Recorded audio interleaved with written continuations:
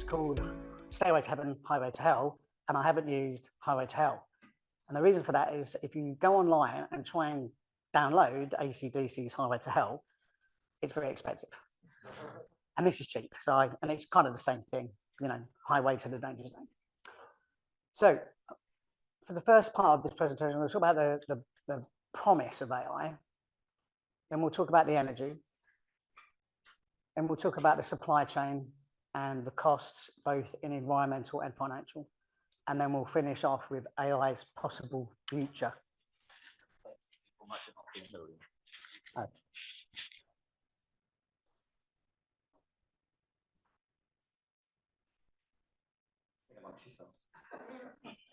Shall I tap it back a bit and have a bit of Grim Reaper perhaps?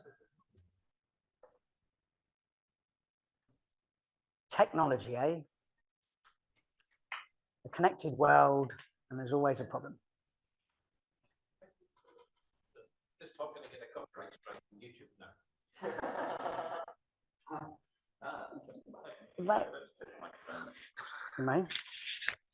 Sincere apologies, everybody. There we go. Okay.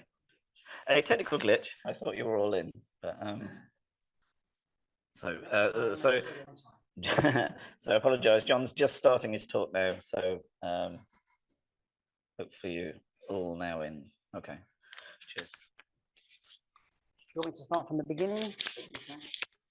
We'll start from the beginning. Do you want to listen to those 3 songs again? Yeah? We'll have an audience show. So come on. Who wants me to start from the beginning? Yes. Yes, please. Margaret, what are you like, Margaret? I don't know if Sorry about that. It's all right. I'm trying to think how we can go back though. Everybody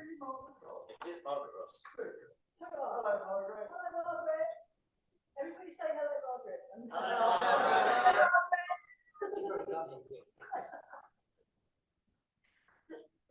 Right, we're going to start from the beginning. So apologies to those in the room.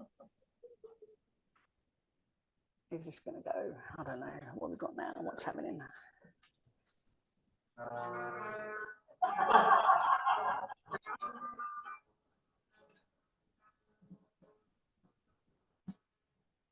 Okay, enough of that.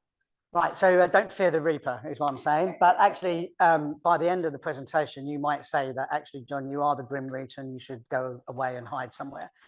But we'll see what. Now I'm getting feedback. Okay, fair enough. So we'll quickly flick through the Stairway to Heaven and all this.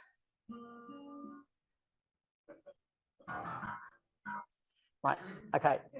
So let's get back to where we started. So we've got the promise of AI, the energy, supply chain, cost in financial and environmental terms, and then AI's possible future given those elements, especially in the UK. So I thought if we're going to talk about artificial intelligence, we should really understand what intelligence is, right? So intelligence has been defined in many ways. It's the capacity for abstraction, logic, understanding, self-awareness, learning, emotional knowledge, reasoning, planning, creativity, critical thinking, and problem solving. It can be described as the ability to perceive or infer information and retain it as knowledge to be applied to adaptive behaviors within an environment or context. Basically, humanity and intelligence, right?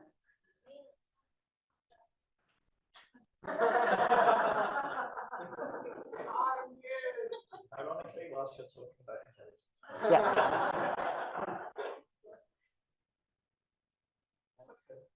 Sorry, if I make myself a co-host, I can tinker over there. Right, good, okay. I'm not going to start again, right? We're just going to hold here for the moment until our technical problems vote. Great. Okay. Oh, and now you've frozen it.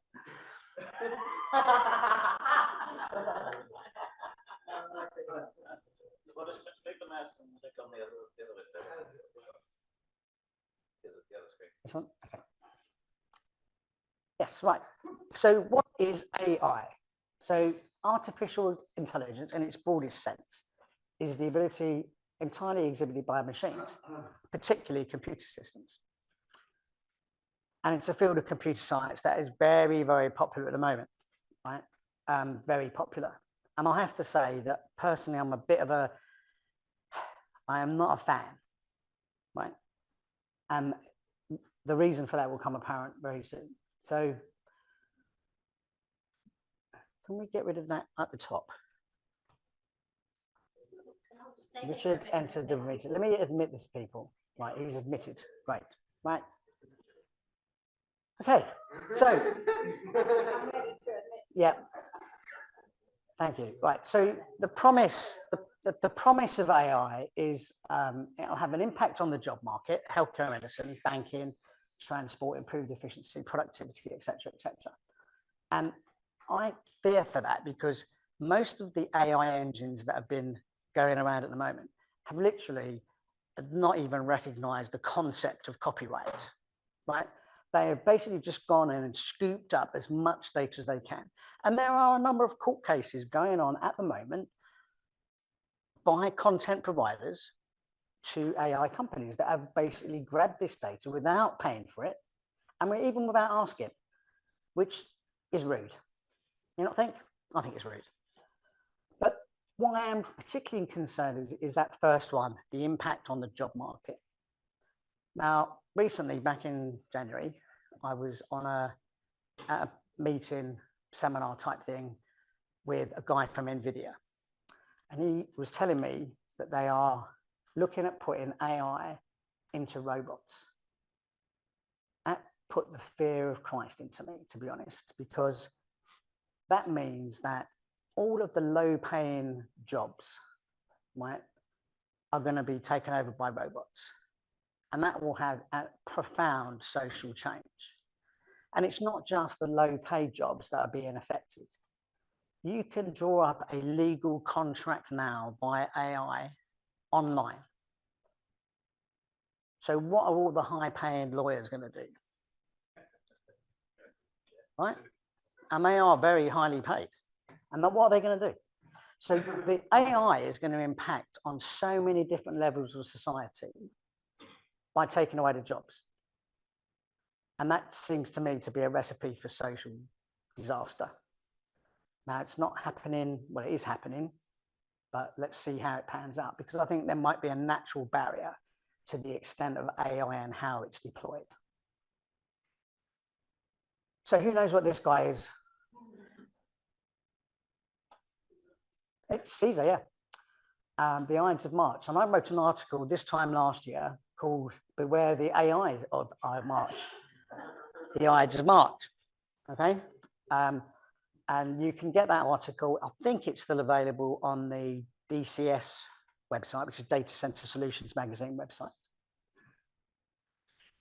And the reason why CEEDA was set upon by the Senate was because he had basically put out edicts that he would have an unbridled and unprecedented concentration of power within Rome. Now, let's look across to the US and wonder and ask ourselves if there is not somebody over there that is doing precisely the same thing. And his fate, I'm not going to say it online, ask me afterwards. So you may, where I'm going, you may wonder why I've mentioned the Senate and CEEDA. And I do think that AI is becoming an unprecedented concentration of power. And in the data center sector in particular, it is taking over all rational thought. And I think, and then this was a year ago, I felt that we should take a deep breath and consider what we're doing. Well, recent announcements would say that actually the sector have gone, well, yeah, John, you just sit in the corner there because we're not listening to you. And that's fine. So I talk about, are we sure about AI? I'm not convinced. Yes, it does have great applications. Healthcare, you know, the recognition going through literally thousands of MRI scans and detecting potential tumors and other healthcare issues that it would take literally years for a human team to do. it can look at geodata and see what actual impact the climate change is happening on various geographic locations. I had a very nice walk actually earlier today with my dogs down on the South Beach. And I did notice there was, you know, some impact of some storms still visible. You know, there has been some collapse of concrete bits and structure, and there was a lot of pebbles on the thing, which I can only assume have been dragged in. And I had dinner yesterday at the Glengarran Hotel, I think, and I noticed the road was full of pebbles and other bits and pieces, which obviously.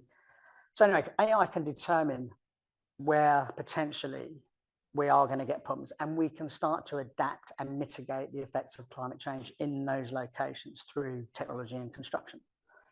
I'll even go so far to say you can eliminate errors and optimize production, but then you could do that with Kaizen and Sigma 6, right? These are efficiency programs. The darker side of AI is fake news, right? So we were discussing with Neil earlier, AfD got a very big showing in the German elections yesterday. And I think a lot of that would have been amplified by disinformation, fake news, and deep fakes. And I'm not convinced from a legislative or self-regulatory point of view that the industry is addressing these issues. And only last week we had the AI summit in France, and the US and the UK didn't sign the agreement. Who knows why? I don't know. And you know, AI gets everywhere, right? Almost everything I see on the news, online, everything they're talking about AI-enabled this and AI-enabled that.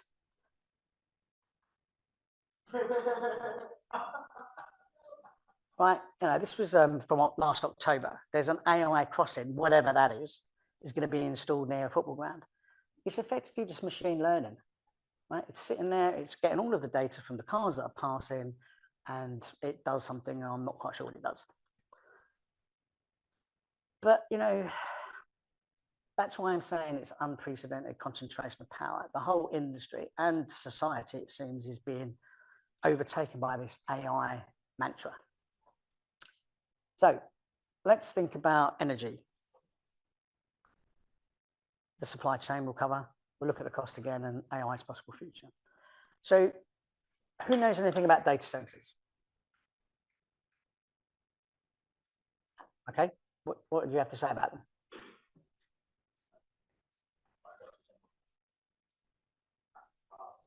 Okay. Okay.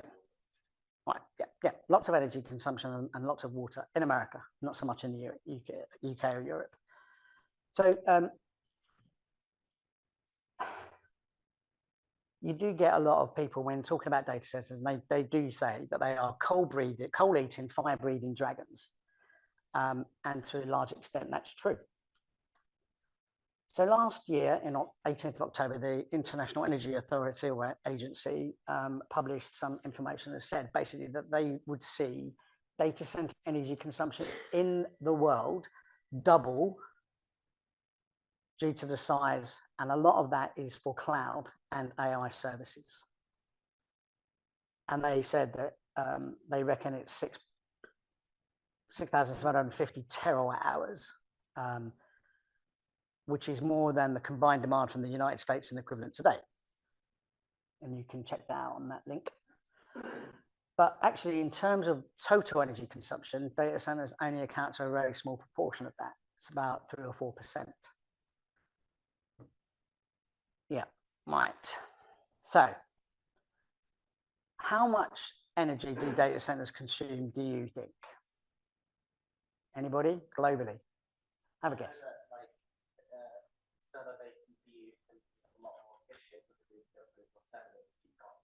Yeah, you're going to answer the question? No, a lot more than the average household, considerably more. Right, so we don't know is the answer.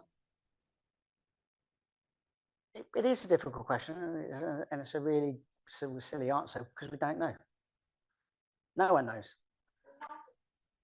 Well, that's a very good question. And I'm going to tell you why.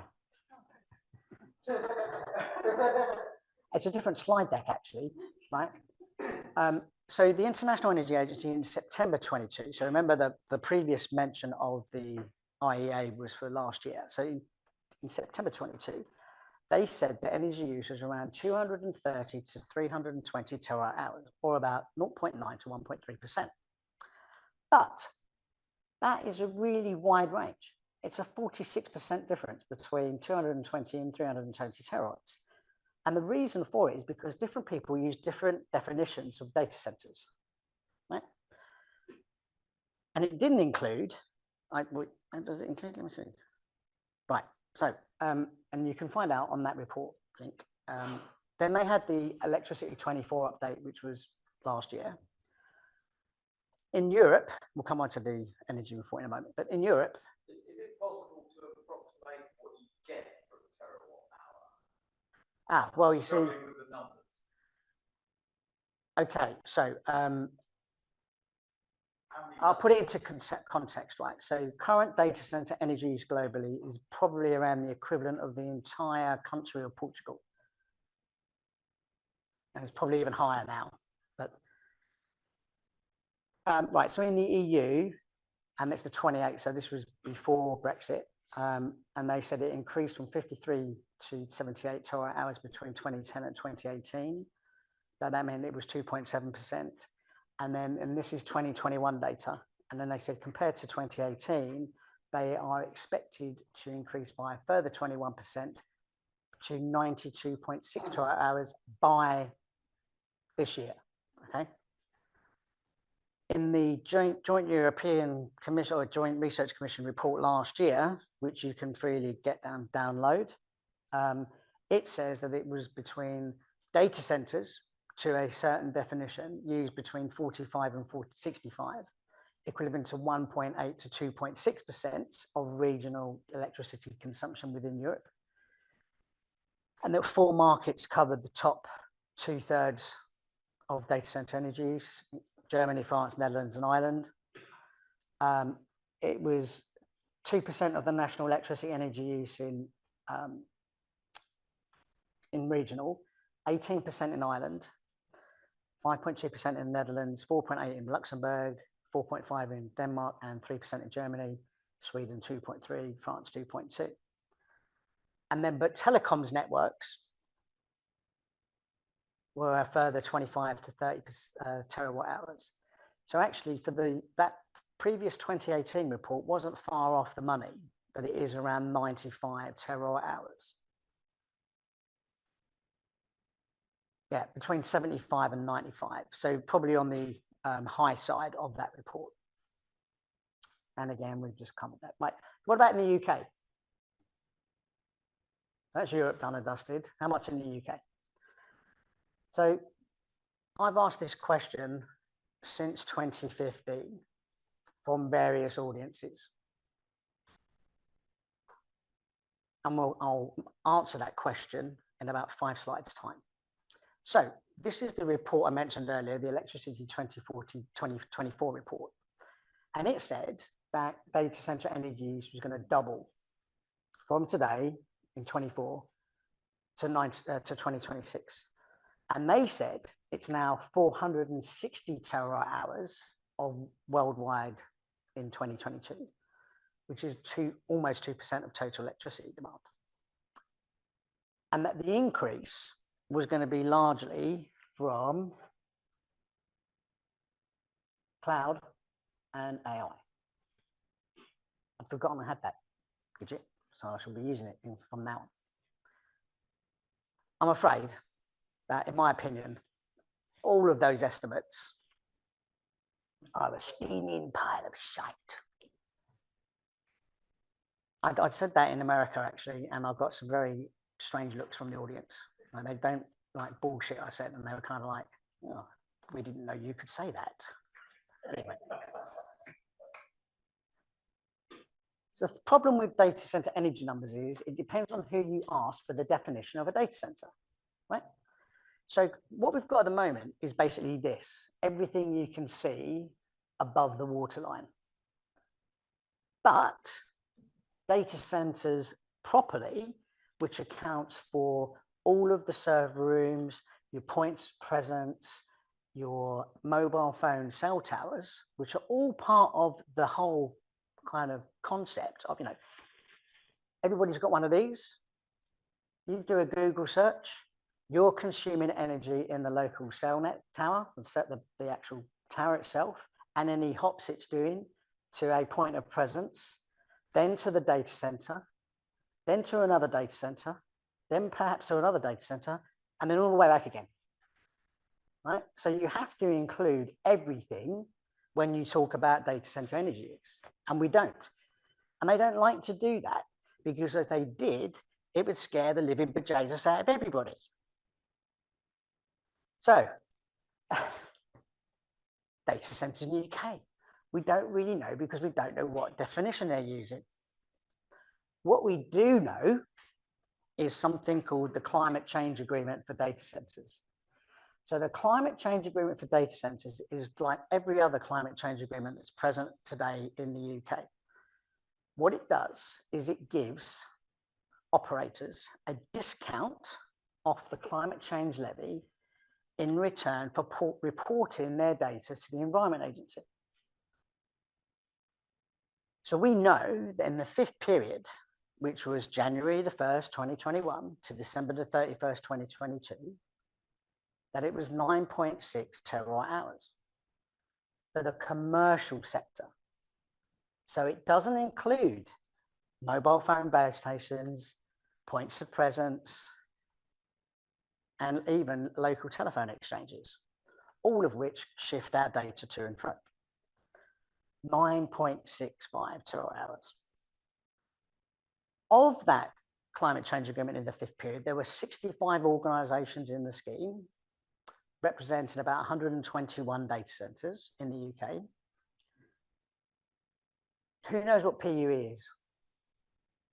Right, so PUE is power usage effectiveness. It's a metric we use to determine the efficiency of a data centre. And the closer you get to 1, the better, right? So data centres have IT equipment, they have power equipment, and they have cooling equipment, and they have leak detection equipment, fire suppression equipment, and security equipment. All of that is in the 0.7, right? So, for instance, the average PUE in the UK 1.7 means that approximately 35% of its total energy use is being used for cooling. The global average from the Uptime Institute is 1.55.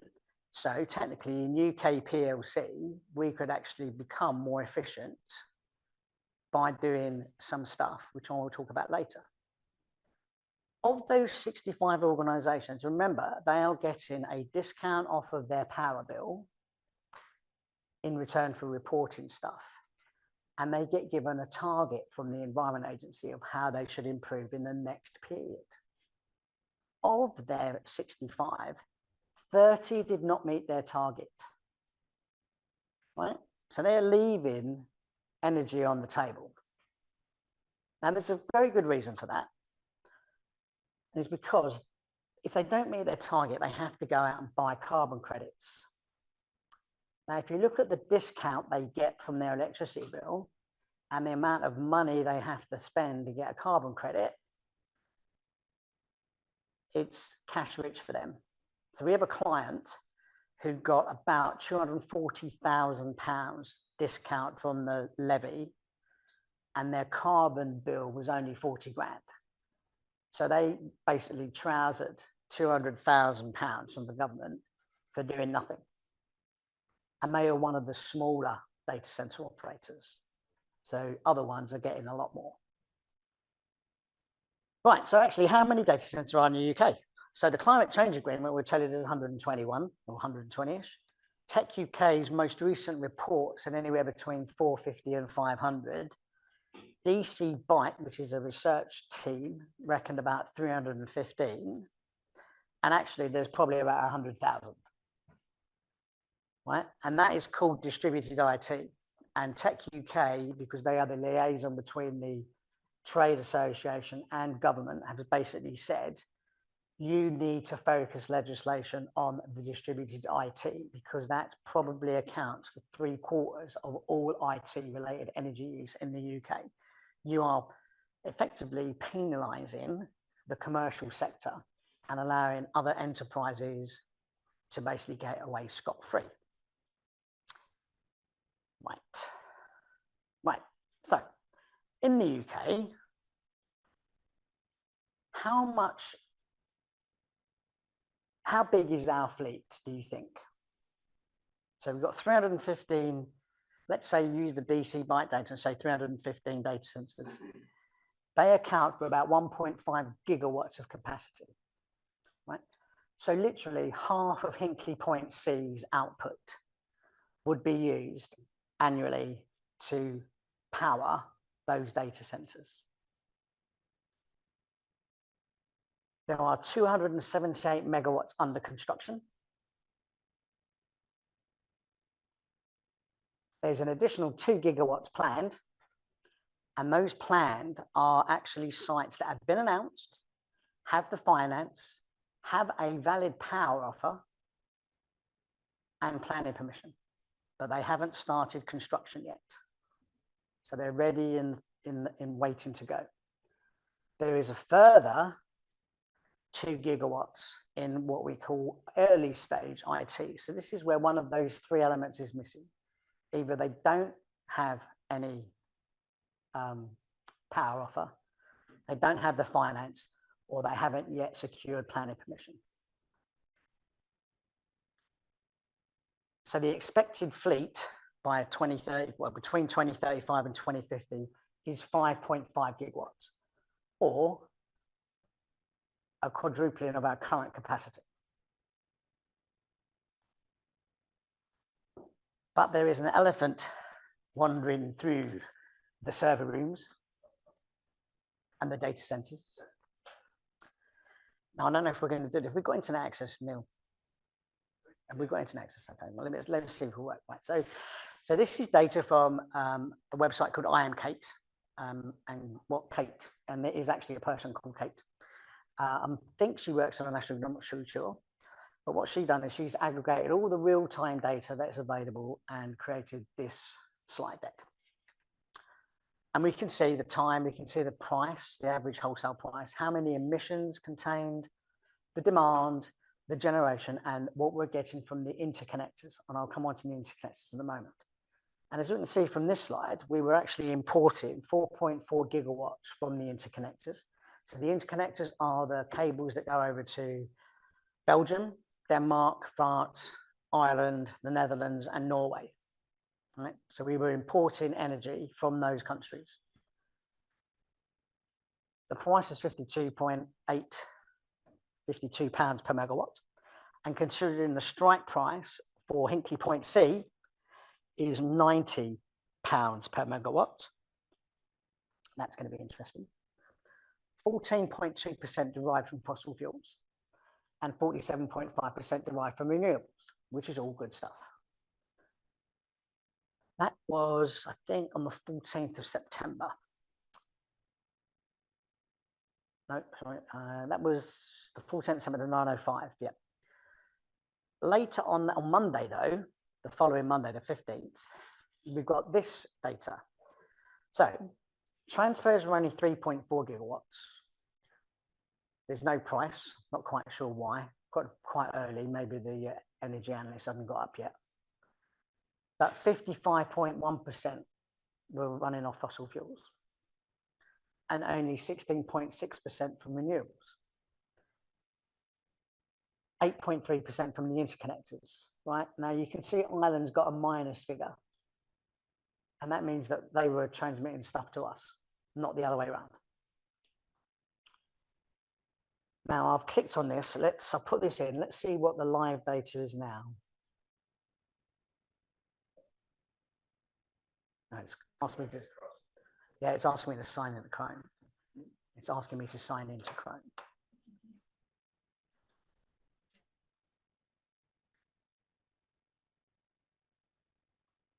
Okay, that's cool. Right. So this is right now. This is actually 7 o'clock, which was 10 minutes ago. So we're transferring, so inbound, 8.8 gigawatts. The emissions is 144 grams. Demand is 39.9. It must be cold somewhere. and we're only generating 31.1 gigawatts of energy. We're still using 35.8% renewables. As you can see, solar is 0 because it's dark. And we've got 13.58 coming from wind, and there's some hydro online. Baseline nuclear always kind of stays the same. Interesting enough, when I first started tracking this data, the nuclear baseload was about 8 gigawatts, but they've had to shut down a couple of reactors. And obviously we've shut down the coal as well. So those shutdowns of the nuclear and the coal have meant that we are now importing more energy from overseas. And that's fine.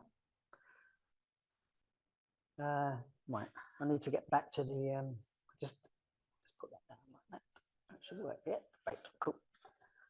Right, so in March last year, the CEO of the National Grid got really panicky and published, he basically said that data center power would increase 6-fold in the next decade. He's not right, actually, it's less than that, but go with it. He was probably trying to swank some more money out of the Conservative government, which, you know, is a hiding to nothing. And there was some quite interesting comments that came out from that. Then on the Sunday Telegraph on the 13th of October, obviously the new Labour government's in place, and the Telegraph has a certain type of readership, as we know. And they want to put some panic in, so they basically say, oh, the age of energy investing is looming for Britain. And he was talking about, he was blaming Ed Miliband for being in office for 4 years after 14 years of Conservative inertia on energy. But, you know, this is unsustainable. So what is unsustainable? Unsustainable is not able to be maintained at the current rate or level. And in ecology, it's depleting natural resources. If you look at some of the trade press and talk about what's happening in the States, they are talking about not closing coal-fired power stations just to power data centers, or by putting in new fossil fuel generation. Net zero, climate emergency, UN SDGs, let's try and reduce the carbon that's in the atmosphere. And why are they doing that? Why are they opening these coal? Why are they keeping these coal-fired power stations open? Why are they planning to do the gas generation? For AI data centers.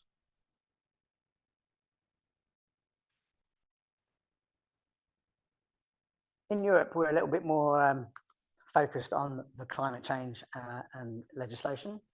So the EU legislation has quite a significant amount of legislation that applies to data centers. So we've got something called the Taxonomy Climate Delegated Act. What that means is that every data center that's under construction has to get a report from an independent consultant on some measures, which I will cover in a moment. That's downward pressure. We've got this Corporate Sustainability Reporting Directive, which I'm sure all of you are aware of, right? That's upward pressure because that's coming from customers, right? Got the Energy Efficiency Directive and its delegated act, which is specifically for data centers and looks at some of the KPIs and metrics. We've got the Corporate Sustainability Due Diligence Directive. The Digital Operations Resilience Act.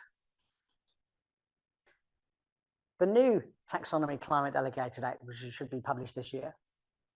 And then finally, Climate Transition Plans.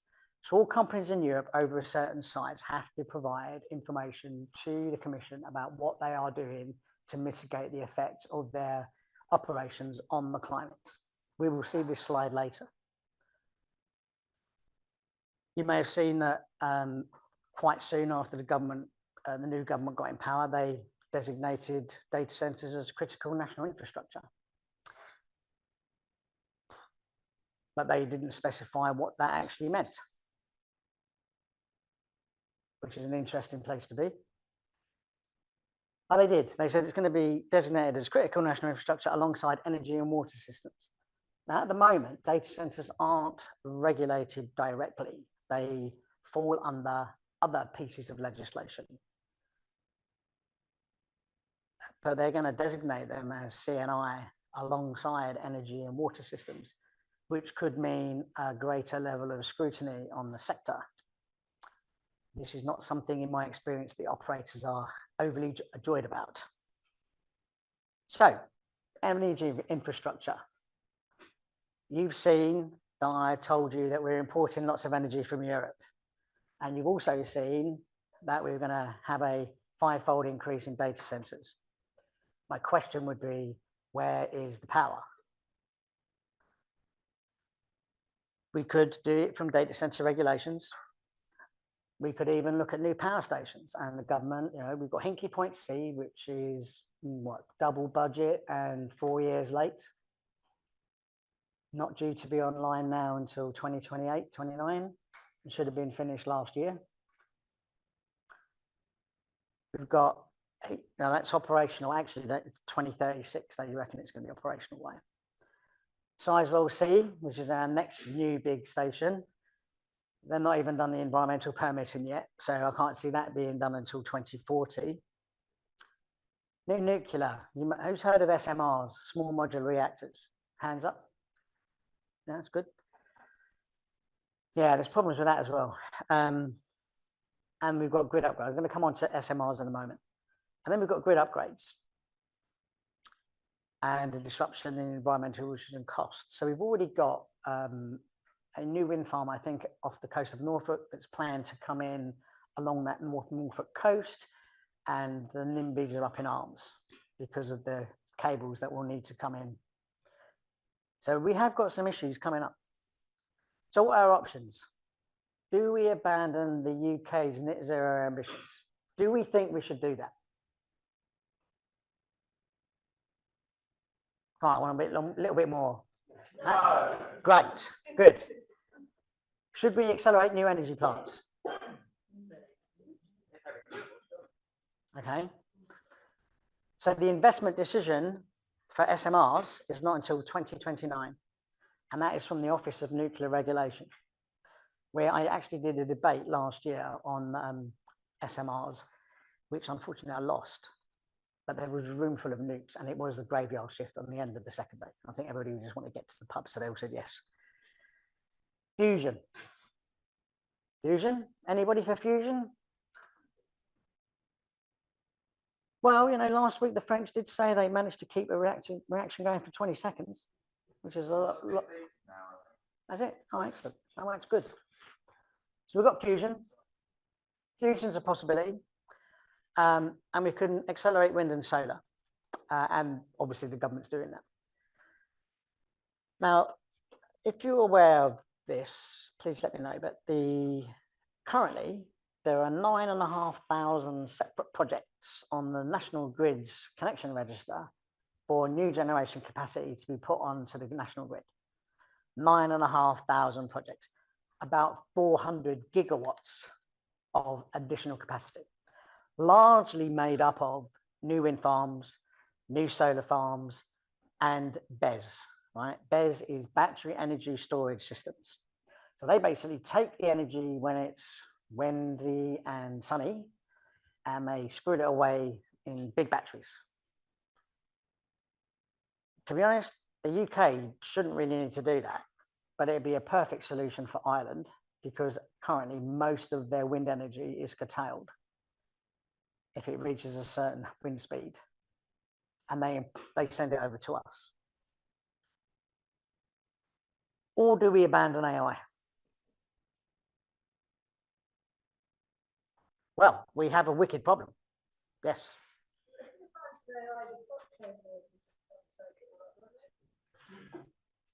Are you talking about crypto? And yeah. Well, there's not a lot of crypto in the UK actually because it's quite strictly controlled. And even when China kicked them all out, they ended up in Uzbekistan and I think in northern Tibet, and have caused untold problems over there. Or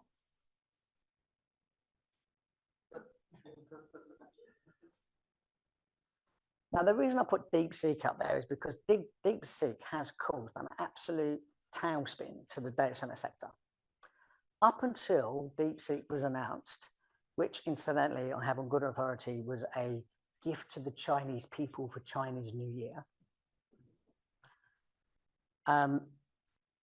everybody was basically megawatt waving in the data center sector. They would basically go, I'm going to build a 300 megawatt data center here.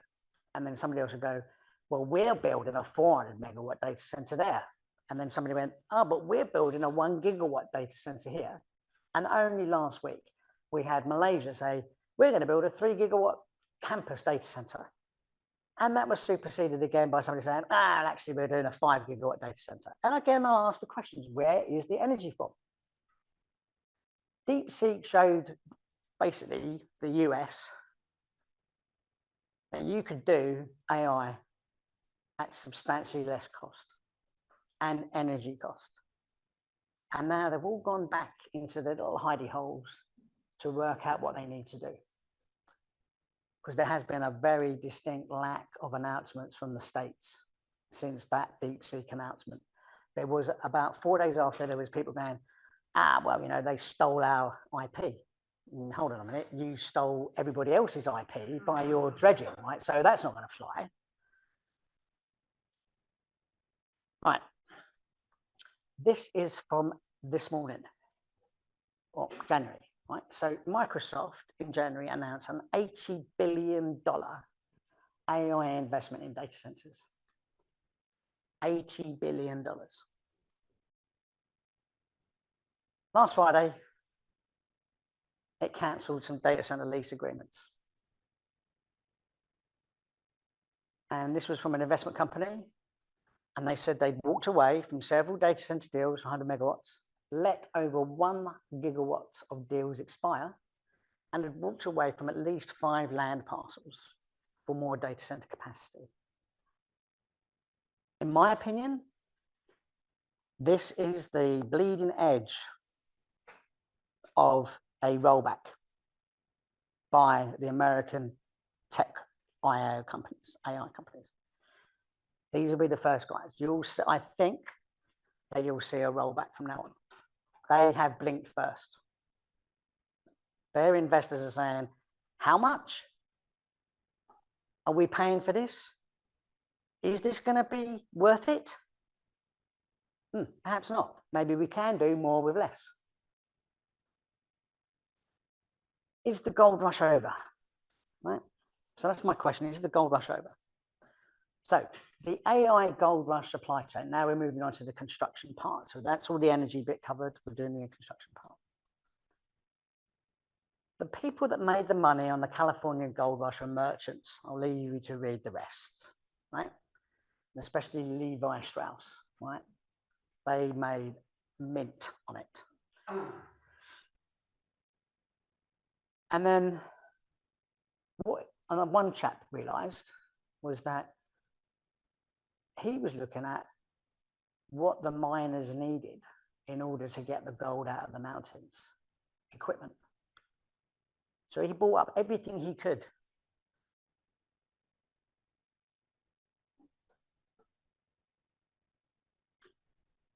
During the gold rush, sell shovels, right? Now, you know, I was saying about data center needing power, energy, cooling, leak detection systems, security perimeter stuff.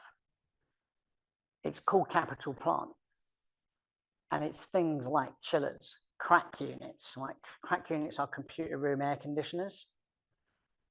We have heat exchangers in some of the other data centers that can be used for heat transfer in the Nordics. Transformers, low voltage and medium voltage switchgear, and backup generators, right?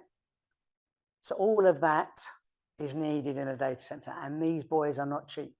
A chiller's £1 million, a crack unit's around 50 quid a unit, heat exchanger probably about 100,000, a transformer probably around 100,000, LV switchgear probably around 100,000,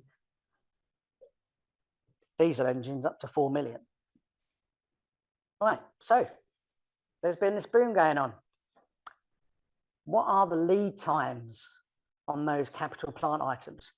Now, I've got a very good friend of mine who's the construction director for QTS data centers, and they're building the UK's largest data center, 1.1 gigawatts, just north of Newcastle. I reached out to him and I said, how are you doing on your supply chain? And this is what he told me. Generators, you're looking at 8 months to 2 years. So that's from placing the order to it arriving on your site, between 8 months and 2 years, depending which company you use. Substation transformers, 26 to 30 months, 2.5 years. Low voltage, medium voltage pods, 50 a year. Chillers, 6 months. Cracks, 6 months. UPSs, uninterruptible power supplies using the power chain, 6 months. Batteries, 6 months. So if you want, if we all go down the pub. Would those figures change much if we were in Europe? No, because we are, the European data center market is very, very interconnected still.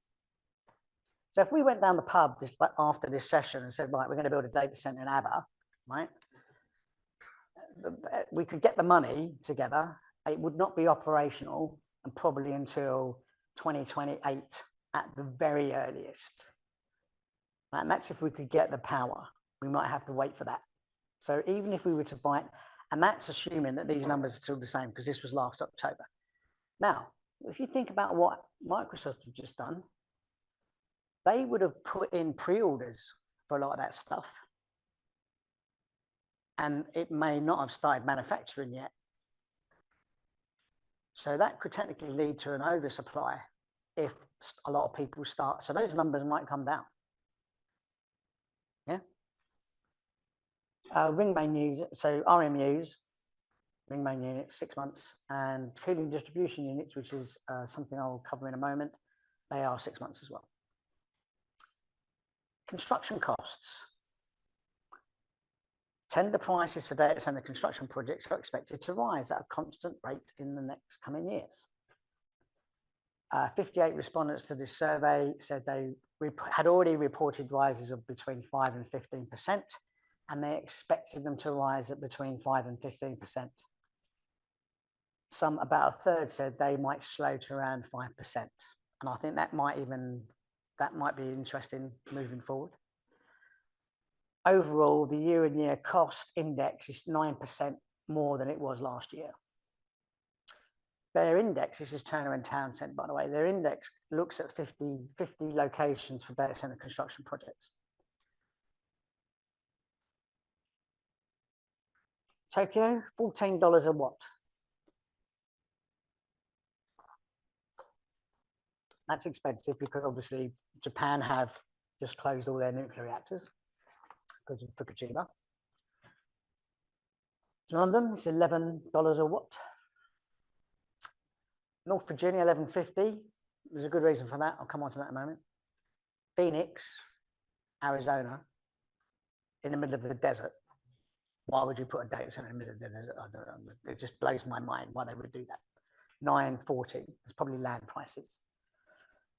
And then they basically said that demand is outstripping the capability of supply chains and regions to deliver, pushing up the prices, especially in markets with limited labor and contractor pools. Several core markets currently have 50 megawatts plus facilities under construction. And as construction activity is intensified, so have costs. What about plant? Right? When you're building a data center, you need a lot of plant on site. A lot of plant. So I reached out to a friend of mine who works in data center construction, and I asked him about this. And he agreed with me. He basically said, you can't get anything. Right? If you want a high level loader, you just can't get it. You have to buy one. And then if you buy one, you're looking at 6 months to buy one. Right? And this is caused by really chicanery in what the data center design and developers are actually doing. So who is a student of architecture or building in the room? Is there anybody that knows about building? Okay, so there's something called RIBA, right? The Royal Institute of Building Architects, and they have a 7-stage construction project process from stage 1, which is initial design, all the way through to the completion and handover to the client. RIBA 3 is your kind of conceptual design, which you pass to the client and say, is this what you want? And they go, yes. And then what you do in Reba stage 4, you go into the detailed design, right? What's happening is they are doing them on the fly, right? So they are actually starting construction during stage 3, whilst there's guys in the back office hastily scrabbling together the detailed designs for Reba 4. But you're a company that's working at a high level in a data center. So you need, because of the new health and safety regulations, mobile access platforms, right? But there's a lot of other trades that need mobile access platforms. But because of the unsurety of the design, people are going in and basically scooping up everything, all of the high access platforms in one area, bringing them onto site and leaving them in a corner, right? Just in case they're needed, because they're still waiting the designs. And then there's another company that comes in and says, oh, I need some platform access equipment as well. Where is it? No, we haven't got any. It's all on that site. Ah, can we use it? No. Why not? Because it belongs to us. And normally you'd expect the access equipment to be controlled by the main contractor. And if you've got a stage 4 Reba plan, you can allocate, you can buy some and go, right, for the first period of works, this company will be using them. For the next period of work, that company will be using them. And then for the next part, that company will be using them. What's happening is you're getting 3 times as much kit on site because of the Reba stage 4 hasn't been done. Consequently, you get a shortage of plant. And that applies to all of this stuff. And there's reasons for it. So part of it is COVID-19 restrictions, but it's also the sustainability and reducing the carbon footprints, which has led to stricter regulations impacting the production and use of supply chain of construction material. And it's a global nature, so it affects the ripple effect on the UK market. Then we've got this net zero buildings thing, right? So all new buildings, according to the World Building Council, World Green Building Council, all new buildings must operate at net zero carbon. And by 2050, they want 100% of all buildings. So this building we're in would, would need to operate at net zero carbon by 2050. That's if it's still here by 2050. It's 25 years away, so.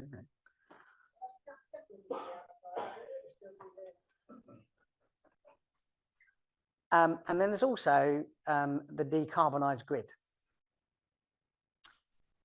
So one of the things that data center operators have been doing, right? So if you look at energy efficiency, there is a 3-stage process. So one is you look at what you're using your energy for now, and you see if you can make any changes or tweaks to it, right?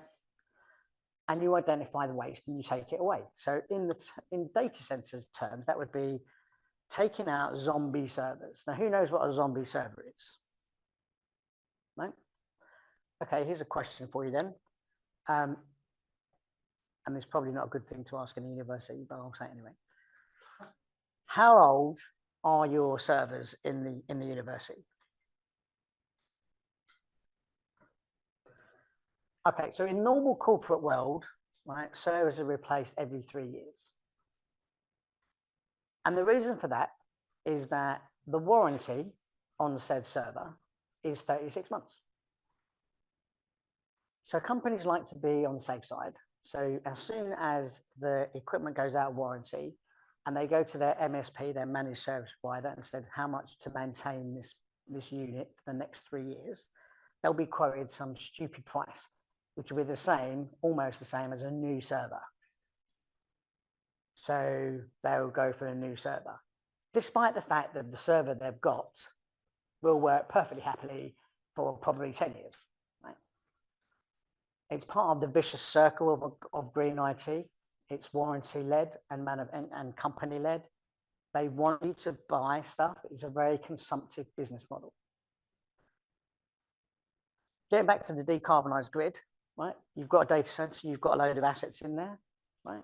So somebody has decided, finance department to say, because they're always good at doing that. they'll get a new set of servers under warranty, right? And if you follow the project management process, Prince 2, right? There are 2 stages at the end of Prince that aren't there. Yeah. Lessons learned, decommissioning process. I guarantee that most teams working on a project in Prince 2, they'll do the lessons learned, and then they've got redeployed before they do the decommissioning. And the reason they get redeployed is because somebody in the business will say, oh, you can't possibly take the old equipment away because we want to roll back if there's a problem with the new pieces of kit and software you've installed. And the scheduler says, fine, that's cool. Well, we'll put that on our to-do list. In the meantime, I'm going to redeploy all the team that worked on that particular project to another project somewhere else. And the decommissioning never gets done. And I've seen this firsthand in a big bank, big 4 bank. I did some work in 2003 and I went back in 2006 and the old equipment was still in situ, still powered on, still drawing network capacity. And then I went back in 2009. And not only was that 2003 stack in there, so was the 2006 stack. And I went over to a place in Germany and they had 4 reiterations of this technology stack in situ in their data center. And they were saying to me, do you know, our energy consumption has gone up to, I was like, really? Can't think why. So first thing to do, get out those zombie servers because they are sucking network and they're sucking power. How much do you think a zombie server costs a year? One zombie server. According to the Eureka project, £14,000. Right, and that's made up of energy costs, software licensing, and because it's still on the ITIL Central Master Database, somebody is quoting to maintain it. 14,000. That's a lot of money. And you are literally standing on the steps of your data center, tearing up £50 notes. Why you would do that is beyond me. But hey, that's what they do. And it's not just one company. This is a lot of companies. In America, they reckon, Uptime Institute, think that there are 40% of the installed servers are zombie. So get rid of your zombie servers. That might help you decarbonize your grid. Then you tweak what's left. Right? So if you think about green software stuff, ask your software supplier to make sure that your servers are heavily optimized, even airflow management, which we'll come on to in a moment. And then and only then, after you've got rid of your crap, optimize what's left, then you go to renewables. Most people, most data centers hop straight to renewables. Why? Because their customers are paying and they're just passing the costs on. They don't care. Well, they didn't care until the new energy efficiency legislation come out, and now they care. So it'll be interesting to see, because we're only in the first element was extended to the 15th of September last year, and the next one is coming up on the 15th of May. So we'll see what's happened since then.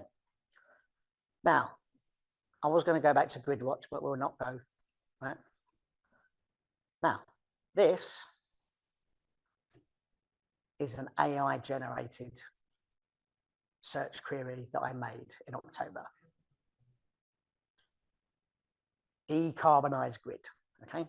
So it says, this is AI, it's telling me this, fully committed to decarbonize the grid by 2035 as part of its net zero plans.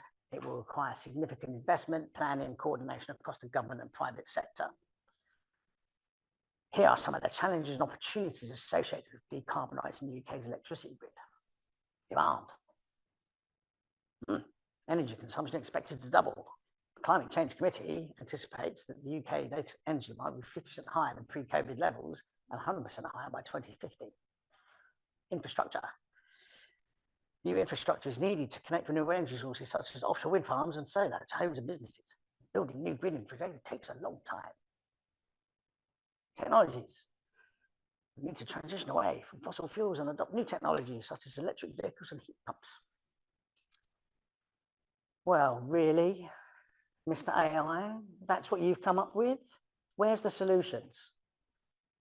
This is what it does. It doesn't give you solutions. I don't think it gives you solutions. It tells you the combined kind of wisdom of every single stolen database that it's managed to get its greasy little paws into. Right? And I was going to say, no shit, Sherlock. Thank you very much for telling us something we already knew. And then it says public support. The government will need to build and maintain public support for the transition. Yeah, really? Yeah, of course it will. And then this one, right? The final comment was this. Some say, without mentioning who, that decarbonising the grids by 2030 is possible with rapid reforms. Others say, again, not referenced, that the goal is ambitious and it may not be achievable by 2035. Talk about hedging your bets. Right, okay, so one of the things you can do in, yeah, well, flip that slide, right, right. Onto legislation. So one of the things you can do is legislation. And in the UK, because we don't have, that was a really bad link, wasn't it? I'll have to work on that presentation. There isn't any data center legislation. There isn't a data center act, right? So everything we have is secondary legislation, and it's primarily energy-led regulation. And sometimes it's secondary legislation. So regulations specify detailed requirements or standards developed to implement the principles and objectives set out in primary legislation. Reduce energy. Reduce energy in data centers would be a secondary legislation. More broadly, regulation is the use of rules, incentive, penalties to change the behavior of individuals or organizations. That's what the Energy Efficiency Directive for data centers is actually doing. It's changing their behavior. But it also says that rules may not be set out in law. It's not always the case. They can be, but they might not be. But the thing with regulation is it involves monitoring performance against them and enforcing compliance. So I'm basically saying that legislation, that if you look at the extent of what I've told you about energy use, right, there is a natural barrier, and that natural barrier is there isn't any energy, right? So where are you going to get it from? You have to do more with less. And this is why I think DeepSeek has really caused a fundamental kind of reevaluation. But legislation will do that as well. So energy efficiency in data centers. At the International Energy Agency, and we saw some of their publications earlier, we call energy efficiency the first fuel, which shows its significance. Do you mind letting us everybody know them, please? Because most people don't know that. The Code of Conduct for Data Centers. I'm a joint author of the Code of Conduct for Data Centers, along with my colleagues Mark Acton and Paolo Bertoldi. And there are participants and endorsers. And do you remember I showed you this slide, data centers, right? Taxonomy, Climate Delegated Act, downward pressure, Corporate Sustainability Reporting Directive, upward pressure, Energy Efficiency Directive, downward pressure, Corporate Sustainability Due Diligence, etc. DORA, new taxonomy, and the climate transition plans. What do you think is at the heart of all of that legislation as it applies to data centers?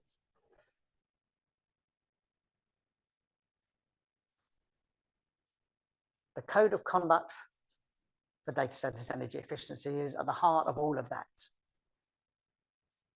The new EN 50605-1 data center maturity model, which myself and Neil only know too much about because it's a question on our IT and environment paper. It covers the GHG scopes as well, right? So data center operators abiding to that standard have to provide scope 1, scope 2, and scope 3 emissions. Who knows about scope 4? Who's heard of scope 4? Does everybody know what the scopes are? Okay, right. So scope 1 is fuel you use directly in your own organization, right? So in a data center environment, that would be the fuel for your generators and any F-gas or refrigerant gas leakage in your cooling system. Scope 2 is purchased energy. So basically the money you pay from your energy supplier. And then scope 3 is anything else, both upstream and downstream. Right? Scope 1 and scope 2 are easy to work out. Right? Scope 1, you basically look at your diesel fuel bill, bang, it'll have the information on it that you can give through. And your service records for your refrigerant will give you the refrigerant gas leakages. Scope 2 is effectively your energy bills. Good luck with scope 3. It is indeed the worst thing in the world. And I know because we're doing 2 at the moment and they are a right pain. Scope 4 is known as avoided emissions, but it's not defined in the standard. There is no standard for scope 4, but there's a lot of very dodgy companies who talk about scope 4 emissions. Oh, well, we've done this and we've made, we've not emitted 40,000 tons of carbon. So we're going to calculate that as scope 4. Okay, really? Okay, I'm not quite sure how that works, but hey, we'll go with it. We had a client in Sweden that was claiming they used district heating to warm the district heating for the whole area. And in the summer, they used the heat generated by the data center to heat the pellets that are then used in the district heating system in the winter. And they were claiming that as scope 4. We told them that they shouldn't be doing that. So they didn't do it. They stopped doing it, which is good. So again, this is an AI generated Google design query for how do you design energy efficiency chips. Important for reducing environmental lowering costs. Yeah, thank you very much. Use energy efficient materials like silicon carbide. Then it talks about silicon photonics. Then it says, oh, use energy efficient transistors, dynamic power management, gate technologies. Use lower power IP. Use lower voltage architecture. That's probably the best one out of all of that. Reduce the time it takes to design a chip. Okay. And then it says, locate data centers near renewable energy sources. Okay. I asked you about chips. But anyway, it added that in for good measure. Here are some ways to, this is another AI query. Here are some ways to improve the energy efficiency of a data center. Use evaluation metrics. Okay, I'm not quite sure how that improves the energy efficiency. It just tells you where you are baseline. Assess your data center's energy efficiency using metrics to reduce energy consumption and carbon emissions. Oh, okay, fine, thank you very much. Control temperature and humidity. I'll give it that, right? Use IoT sensors to monitor temperature and humidity. Consolidate like you use servers. Okay, have you heard of virtualization AI? Reduce the amount of power needed to run the data center by consolidating servers that are not used often. Use environmental sensors. Install an environmental monitoring system. Enclose server racks. Now that is actually a quite good one. Contain racks to prevent warm and cold air from mixing. Yeah, that's great.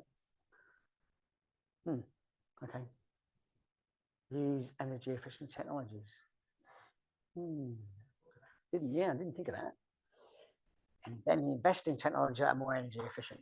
Right? So I could use energy efficient technology, and then I can invest in technologies.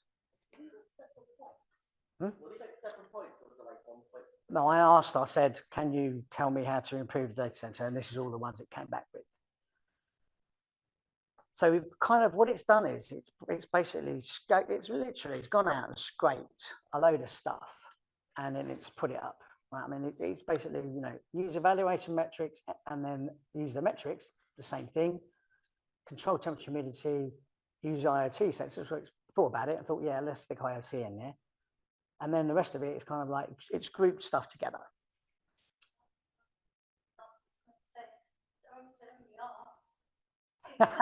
Yeah, yeah, don't turn me off. That's good. So the thing is, all of those are actually contained in the EU Code of Conduct, right?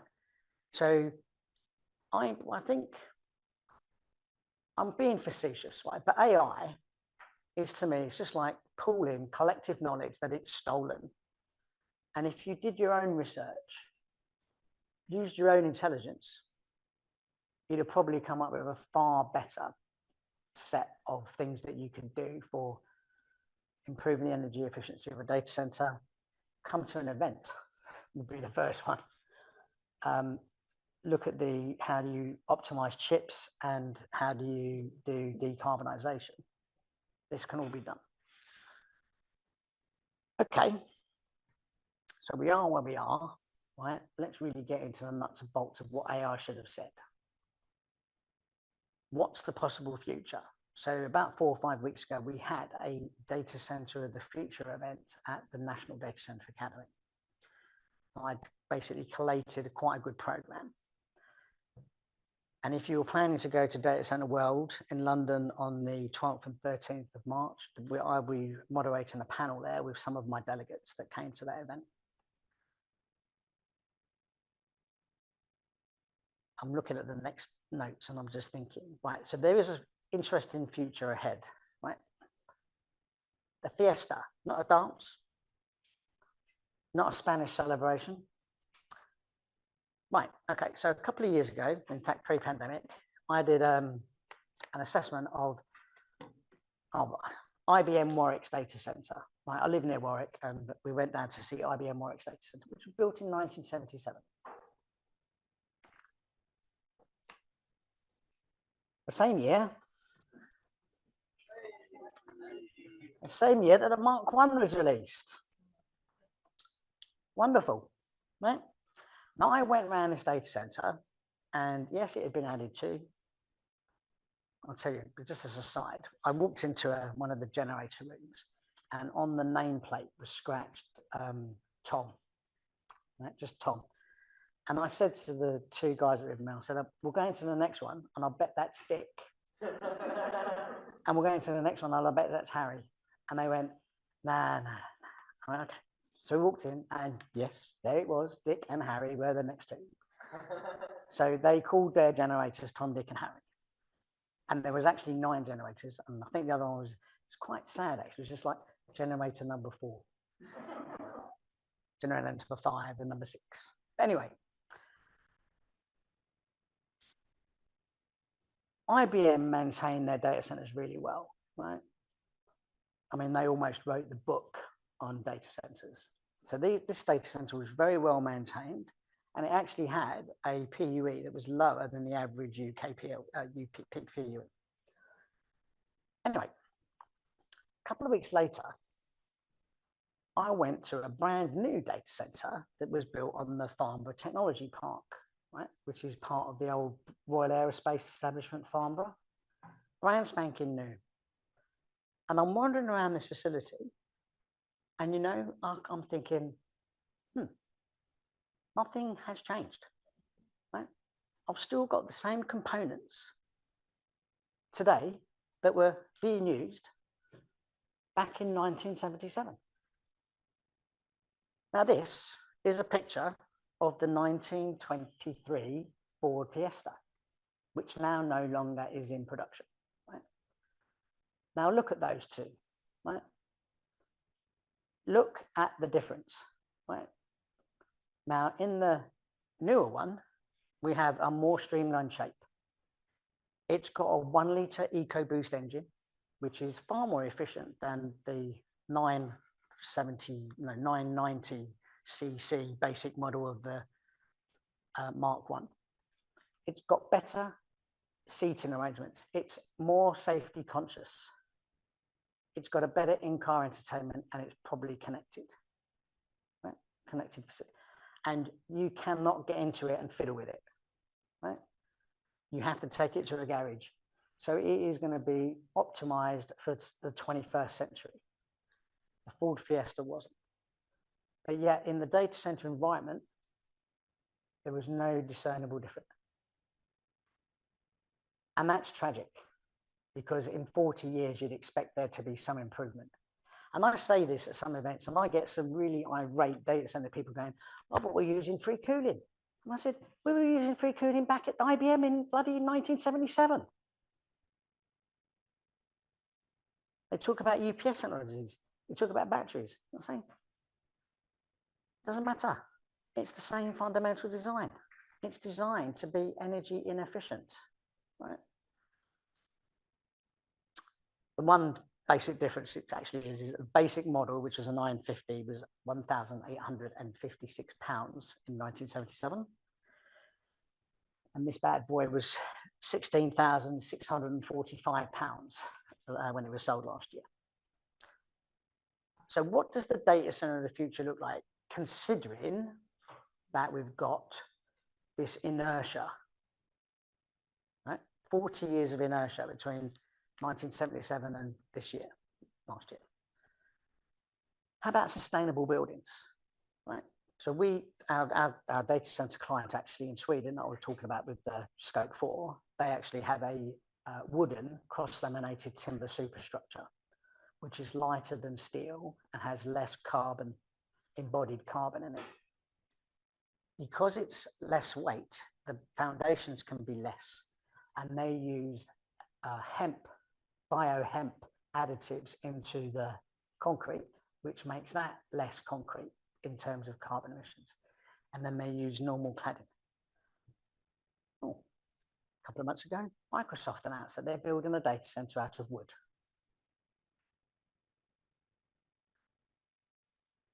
Decarbonized grid, yes, we're actually going to get that by default anyway, because of the amount of new assets that's coming on, right? All that renewable energy, wind, solar, biomass, pump storage, perhaps. SMRs are actually considered to be decarbonized. Do we rethink our AI ambitions? Legislation will force a radical rethink. So, nearly finished. There we go. Sustainable buildings, timber, new concrete, industrial hemp.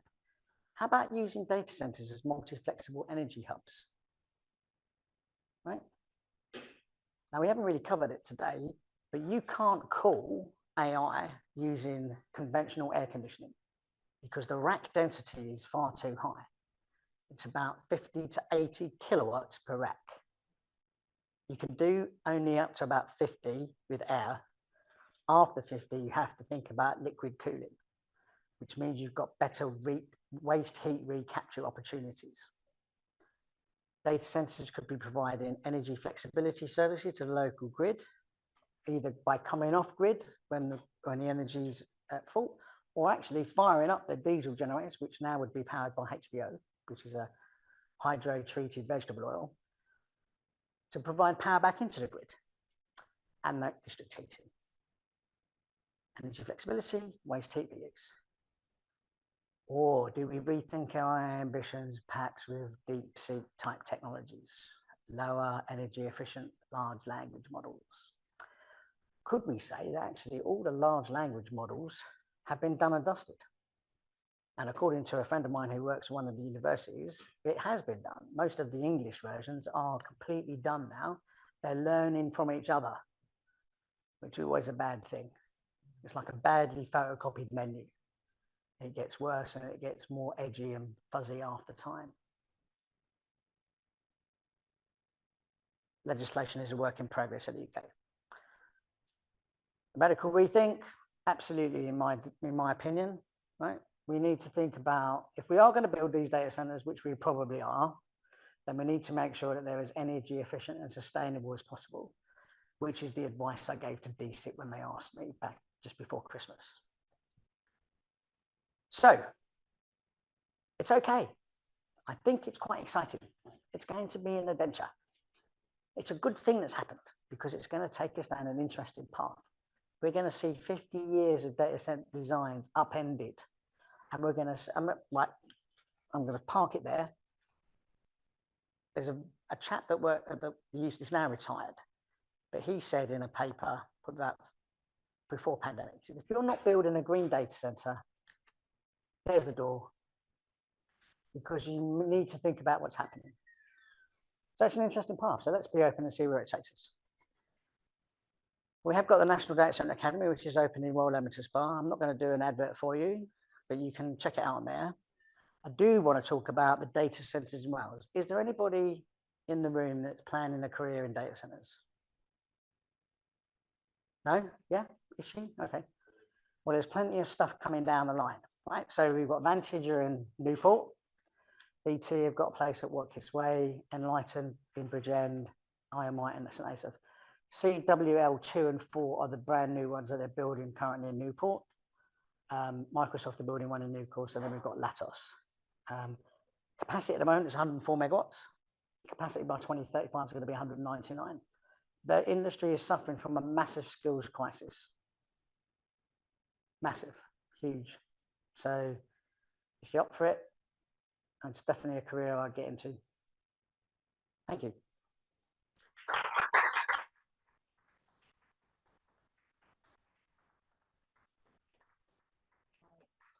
I know it's quite late, but if anybody has any questions. Very few quick questions. Sorry, I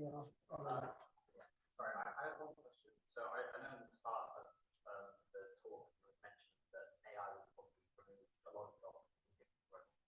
But I was thinking back, that's also one of the biggest worries they had about the Industrial Revolution. And looking back on that, it just changed the job market a lot. Absolutely. You're right, it did. Do you think there's going to be something similar there in AI? No, no. I'll tell you for why, right? So every industrial change usually results in 2 times as many jobs as there was previously. You think about, you know, the first one was looms, weavers, and then going to industrial weaving. And there was a lot of people got jobs in there. They weren't great conditions though, right? So yes, there'll be more jobs, but lower paid. What AI is doing is it's distinctly attacking the lower paid jobs, in my opinion, and others, but also higher paid jobs like the lawyers, right? I think the pace of it is what's going to kill it, right? There'll be too many, social incohesion will occur because of the use of AI. I don't know if any of you have seen Humans. Have you seen Humans, the Channel 4 program about the robots? There are robot riots. Even if you look at iRobot, there's pushback from humans against robots. So yeah, and the other thing I would say is, like, if everybody gets displaced by AI, and yet you have to pay for AI, which is like $20 a month, I think, who's going to pay for it? Because nobody will have a job. Now that brings in, I mean, that's a topic maybe we could discuss it in another time. Minimum wage income, minimum basic income technology, right? So everybody gets a certain amount of money, and that's enough for them to live in relative comfort. But if you want to earn more, then you can find yourself a job, get skilled up, and direct yourself and become an expert in that job.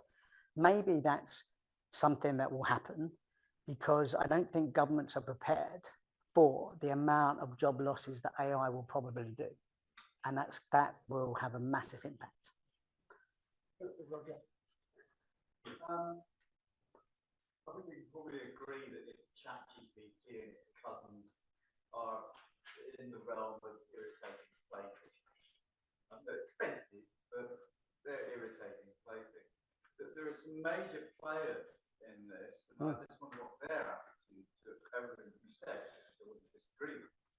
So you've got the clinical sector, which I think sees spectacular advantages, which I wouldn't vote against, and you've got the military sector, who have much more money and are making equally enthusiastic use of this stuff. I refer. Both those sectors must see what you've been describing. I wonder what their views might be. I refer the honourable gentleman to the Terminator series. The Terminator series. Terminator. I'll be back. You've not seen Terminator? Really? Should I? I think you should. Yeah. Sorry, you've lost me. Okay, so yeah, on your to watch list, stick the Terminator series there because that is where we're going. It's a really dystopian future. Robots coming from the future to kill the killer of the robots in the future. It's really weird. But yeah, I mean, there was something I was watching today, and they were taking this robot through an audience of it was a dancing competition, I think. And he actually assaulted one of the participants or one of the viewers, and they had to drag it away. Now, have you ever watched iRobot? I read the book. Right, so you know about the robotic laws. Sorry? You know about the laws, the robot laws. Yes. Right, they are not being implemented. I don't think Isaac Asimov was actually coward. No, but you'd think that, you know, these people would think about that there should be distinct, unrevocable laws. No, I disagree. You've got guys building AI-driven, whatever robots, dropping explosives all over Eastern Europe. I don't think they subscribe to the sort of rules you're describing. Exactly, but they should. Oh well. Sorry. I'm not sure if they subscribe to the rules about green data centers either, but maybe we could draw the conversation back to that. Well, I'm sorry, but I'm keen to bring this to... Just one more question there, and then Neil, and that'll be it. Yeah, Okay. Where do you actually see the use of AI in the data center sector, or is this just another thing of big company trying to use AI into everything? No, there's two aspects to AI in the sector. One, obviously, is hosting them, right? And that's why they've gone these megawatt waving, as I said earlier. But also, you can use AI to optimize your cooling systems and the way that the data center works, which, you know, is actually has already been done. It just makes it a little bit easier and faster. But, you know, and that impacts on me. So say, for instance, I was given a job to optimize the data center. I would quote a certain price for a certain amount of money. And I would probably use an AI tool to help me do it, right? But the next one I did would be half the cost. So from a selfish point of view, I would be cutting my own throat. So I'm not going to do that. I'm expensive enough as it is.